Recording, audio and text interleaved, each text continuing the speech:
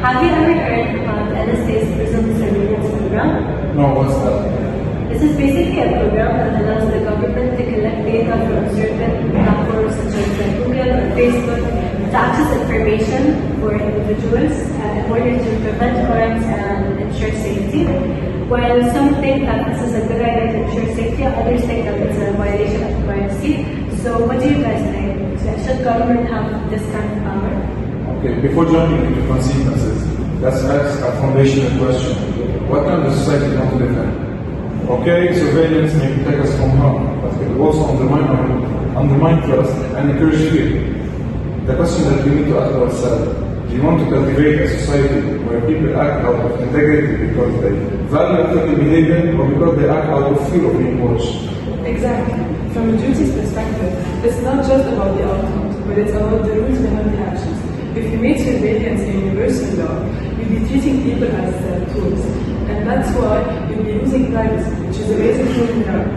And when we lose privacy, which is not only convenient, we'll be losing respect of human beings. And when we lose respect of human beings, we'll be giving up every individual role for them to see each other as valuable people. But from a utilitarian perspective, the goal is to maximize what happens. If surveillance prevents this rights and increases harm, then it's justified. The safety of many outweighs the private concern of the individual. After all, security is the most fundamental need we have as a society. If surveillance works, it's hard to just ignore its benefits. That's a very bad way to look at it, but focusing only on immediate consequences. From a utilitarian perspective, we have to ask, what if mass surveillance becomes normal? If it makes people self-censored, we risk undermining freedom, free expression, which harms society in the long run. This is something the question is not, for instance, it's a culture we're creating. A society that fosters fear isn't a society we want to live in, no matter how safe it may seem. But isn't actual safety more important than just being safe? If surveillance legally prevents harm, why should we give more weight to people's discomfort about being watched? We can't let discomfort about privacy stop us from ensuring the days again. After all, isn't the overall safety of society worth it? Because history has shown that once government had this kind of power, they don't give up. Even if surveillance comes with good intentions, it could easily lead to something way more oppressive, which is why we need tools to protect both security and liberty. Because we can't sacrifice long-term freedoms for short-term security gains. It's a very dangerous precedent.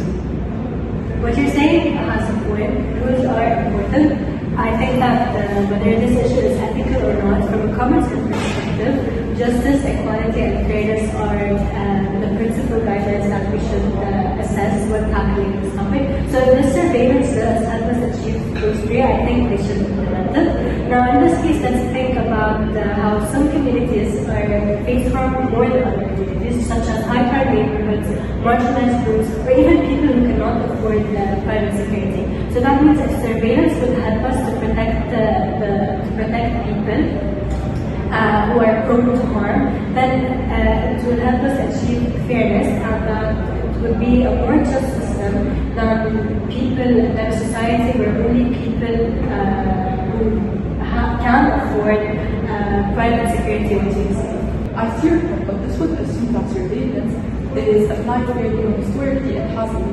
From a rights ethics perspective, privacy is a negative right which is interpreted from interference.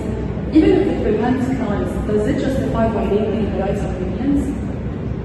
Okay, but when you're talking from a rights perspective, you cannot disregard the fact that people have a positive right to security, and if surveillance would help us ensure safety and decrease harm for the most prone to harm, don't you think that we can sacrifice privacy, like an ethical trade-off for the greater benefit of society? The problem is that surveillance often targets certain groups such as minorities, activists, and political dissenters.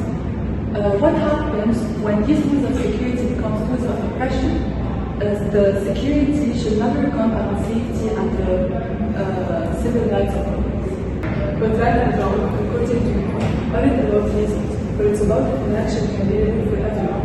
For example, if you made everyone being watched all the time, privacy will vanish, which fights against its freedom that it's supposed to protect. That's why I think we should be careful, not use the word safety as an excuse to take away the human rights. But when talking about human rights, we should also factor fairness, as fairness is also a fundamental human right. So don't you think that if mass surveillance was done in a way where fairness is ensured and everyone is protected fairly, don't you think that it's worth sacrificing privacy within the shared service? But that's teaching people like tools. We can't say it's okay to ignore someone's privacy just because it helps everyone else.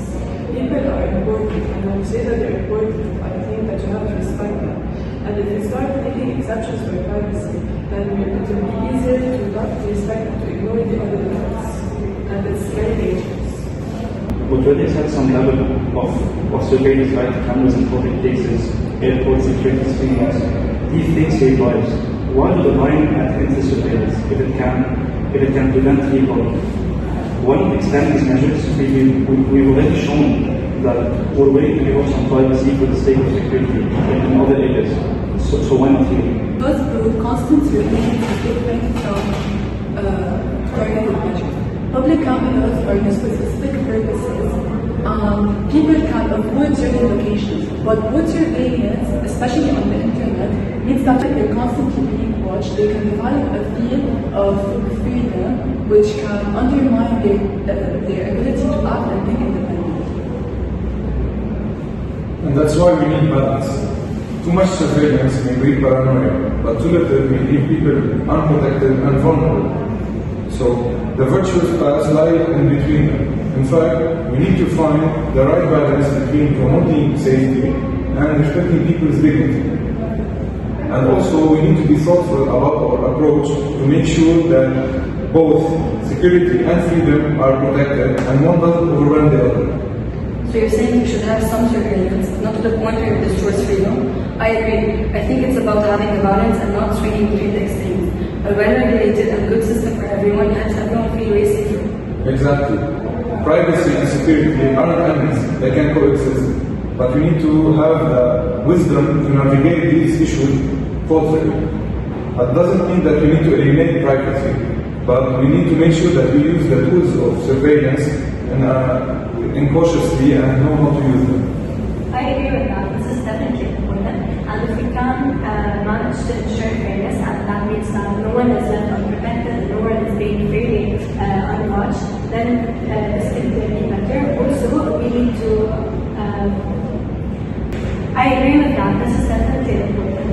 And if we also can manage to ensure fairness, that means that no one is being left unwatched or no one is being not protected or being unfairly watched, then this could also be ethical in that way. Also, we need to make sure that surveillance is not a form of oppression, but it's rather a tool to help us ensure safety for everyone. And then we would also be achieving justice, because if everyone is safe, it would be for the greater good of society and without harming the people. But we need to constantly ask who is watching and who is the one holding the one being watching accountable. If the system of surveillance is left unchecked, it can be a tool for manipulation, not just security. Exactly. If you're going to watch people, it has to be done with respect of their freedom and their private life. I don't think in a good society will accept I don't think in a good society will accept to lose privacy just to feel safe. That's why we have to find alternate solutions to keep privacy, but without this big danger. So ultimately, the balance lies in applying security measures in a way that won't put dignity or fairness at risk. We need to ensure that we can achieve common good, but we need to respect a person's freedoms and rights, and thus we would ensure a just and equal society. Exactly. That's why we need continuous protection and dialogue. Because we must ensure that our system of protection is built out of from trust, fairness, and the respect for people's dignity. And the most important part is that security must never be used as an excuse to undermine our values. Thank you.